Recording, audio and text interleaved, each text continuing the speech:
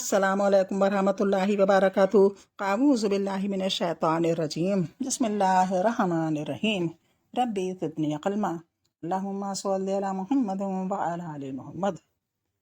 सीरत नबवी में कल हमने पढ़ा था कि सुलह हदीबिया के बाद नई तब्दीली आ गई थी। तबलीग करने का खुलकर मौका मिल गया था और ज़्यादा से ज़्यादा लोग इस्लाम में दाखिल हो रहे थे। मोहम्मद सल्लल्लाहु अलैहि वसल्लम ने बादशाहों के नाम खतूत रवाना किए, जिनमें नजाशी शाह हबश और मुक़ौक़िस शाह मिस्र के नाम ख़त रवाना किए थे। इसकी तहरीर और इसके जवाबात जो उन्होंने लिखे थे, बादशाहों ने इसकी तहरीर कल पढ़ी थी। अब आगे कैसर शाह रूम के नाम ख़त। सही बुखारी में एक तवील हदीस के ज़मीन में इस गिरामी नामा की नस मरवी है, जिसे रसूलुल्लाह सल्लल्लाहु अलैहि वसल्लम ने हर कुल शाह रूम के पास रवाना फरमाया था। वो मकतूब ये है, बिस्मिल्लाहिर्रहमानिर्रहीम। अल्लाह के बंदे और इसके रसूल मोहम्मद सल्लल्लाहु अलैहि वसल्लम की जानिब से हर कुल अजीम रूम की तरफ। इस शख्स पर सलाम जो हिदायत की पैरवी करे, तुम इस्लाम लाओ सालिम रहोगे। इस्लाम लाओ, तुम्हें तुम्हारा अजर 2 बार देगा, और अगर तुमने रूगर्दानी की तो तुम पर अरीसियों रियाया का भी गुनाह होगा।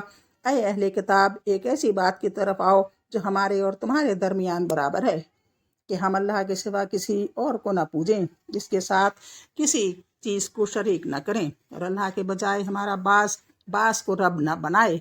बस अगर लोग रुख फेरें तो कह दो कि तुम लोग वाह रहो, हम मुसलमान हैं।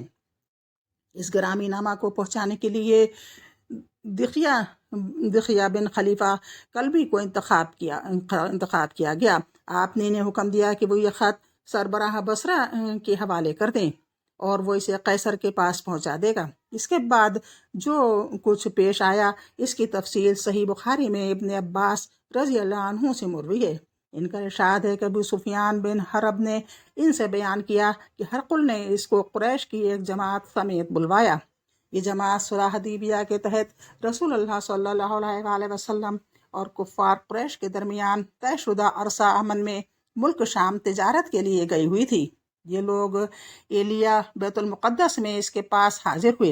हरकुल ने इन्हें अपने दरबार में बुलाया। इस वक्त इसके गर्दोगर्द रूम के बड़े बड़े लोग थे। फिर इसने इनको और अपने तर्जुमान को बुलाकर कहा कि यह शख्स जो अपने आप को नबी समझता है, इससे तुम्हारा कौन सा आदमी सबसे ज़्यादा करीबी नस्बी ताल्लुक़ रखता है? अबू सुफियान का बयान है कि मैंने कहा, मैं इसका सबसे ज़्यादा क़रीबुल नसब हूँ।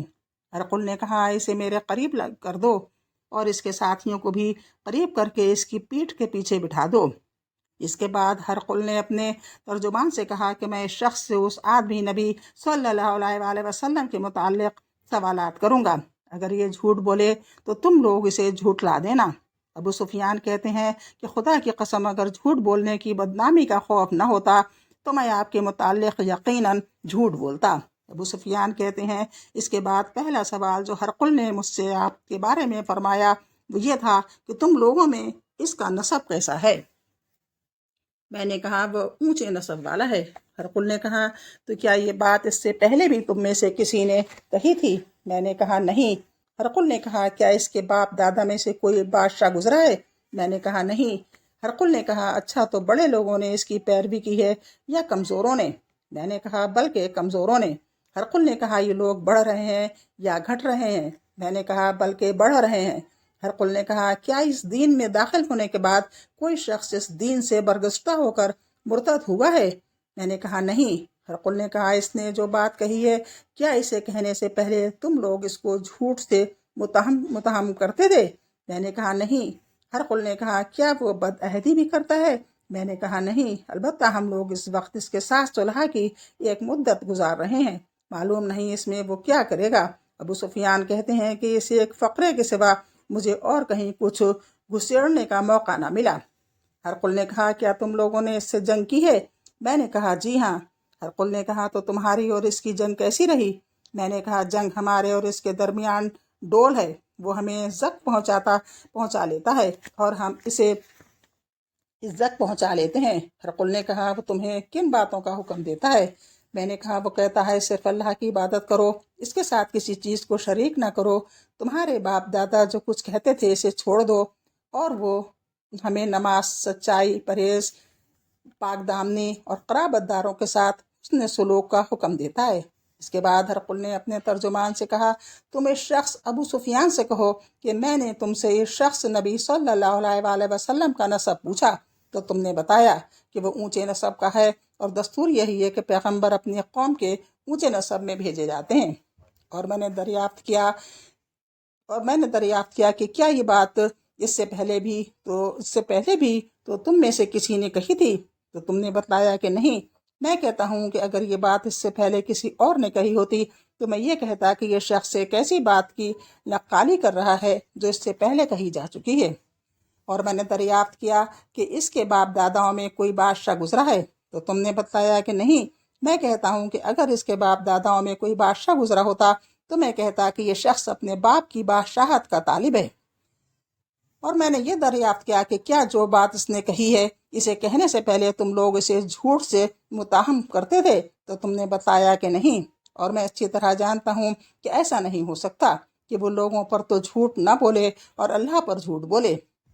میں نے یہ بھی دریافت کیا کہ بڑے لوگ اس کی پیروی کر رہے ہیں یا کمزور، تو تم نے بتایا کہ کمزوروں نے اس کی پیروی کی ہے، اور حقیقت یہ ہے کہ یہی لوگ پیغمبروں کے پیروکار ہوتے ہیں۔ میں نے پوچھا کہ کیا اس دین میں داخل ہونے کے بعد کوئی شخص برگشتہ ہو کر مرتد بھی ہوتا ہے؟ تو تم نے بتلایا کہ نہیں۔ اور حقیقت یہ ہے کہ ایمان کی بشاشت جب دلوں میں گھس جاتی ہے تو ایسا ہی ہوتا ہے۔ اور میں نے دریافت کیا کہ کیا وہ بدعہدی بھی کرتا ہے؟ تو تم نے بتلایا کہ نہیں، اور پیغمبر ایسے ہی ہوتے ہیں، وہ بدعہدی نہیں کرتے۔ میں نے یہ بھی پوچھا کہ وہ کن باتوں کا حکم دیتا ہے؟ تو تم نے بتایا کہ وہ تمہیں اللہ کی عبادت کرنے اور اس کے ساتھ ہی کسی چیز کو شریک نہ ٹھہرانے کا حکم دیتا ہے۔ تو تم نے بتایا کہ وہ تمہیں اللہ کی عبادت کرنے اور اس کے ساتھ کسی چیز کو شریک نہ ٹھہرانے کا حکم دیتا ہے، بت پرستی سے منع کرتا ہے، اور نماز، سچائی اور پرہیزگاری اور پاک دامنی کا حکم دیتا ہے۔ جو کچھ تم نے بتلایا ہے اگر وہ صحیح ہے تو یہ شخص بہت جلد میرے ان دونوں قدموں کی جگہ کا مالک ہو جائے گا۔ میں جانتا تھا کہ یہ نبی آنے والا ہے، لیکن میرا یہ گمان نہ تھا کہ وہ تم میں سے ہوگا۔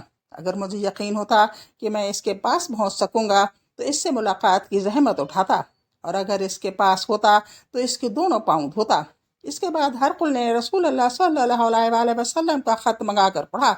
جب خط پڑھ کر فارغ ہوا تو وہاں آوازیں بلند ہوئیں اور بڑا شور مچا۔ ہرقل نے ہمارے بارے میں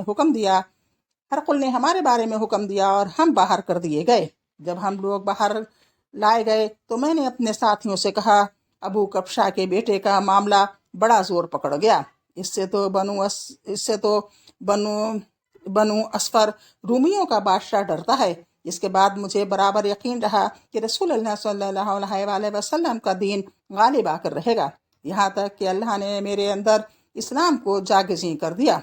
یہ قیصر پر نبی صلی اللہ علیہ وآلہ وسلم کے نام مبارک کا وہ اثر تھا جس کا مشاہدہ ابو سفیان نے کیا۔ اس نام مبارک کا ایک اثر یہ بھی ہوا کہ قیصر نے رسول اللہ صلی اللہ علیہ وآلہ وسلم کے اس نام مبارک کو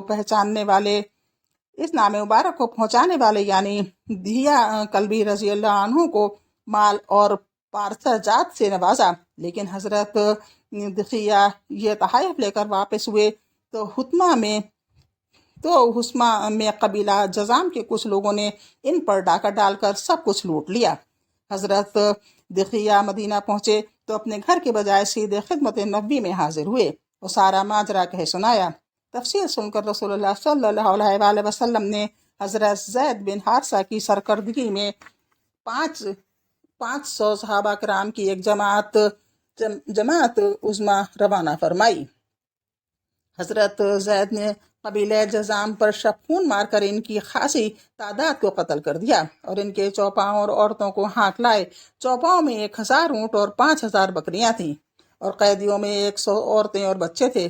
چونکہ نبی صلی اللہ علیہ وآلہ وسلم اور قبیلہ جزام میں پہلے سے مصالحت کا عہد چلا آ رہا تھا، اس لیے اس قبیلے کے ایک سردار زید بن رفاع جزامی نے جھٹ نبی صلی اللہ علیہ وآلہ وسلم کی خدمت میں احتجاج و فریاد کی۔ زید بن رفاع اسی قبیلے کے کچھ مزید افراد سمیت پہلے ہی مسلمان ہو چکے تھے، اور جب حضرت اور جب حضرت دخیہ پر ڈاکہ پڑا تھا تو ان کی مدد بھی کی تھی، اس لیے نبی صلی اللہ علیہ وآلہ وسلم نے ان کا احتجاج قبول کرتے ہوئے مال غنیمت اور قیدی واپس کر دیے۔ عام اہل مغازی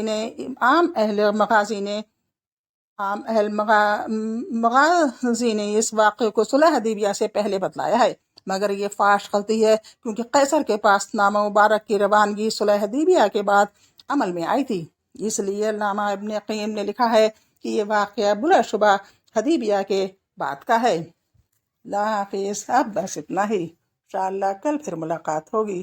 السلام علیکم۔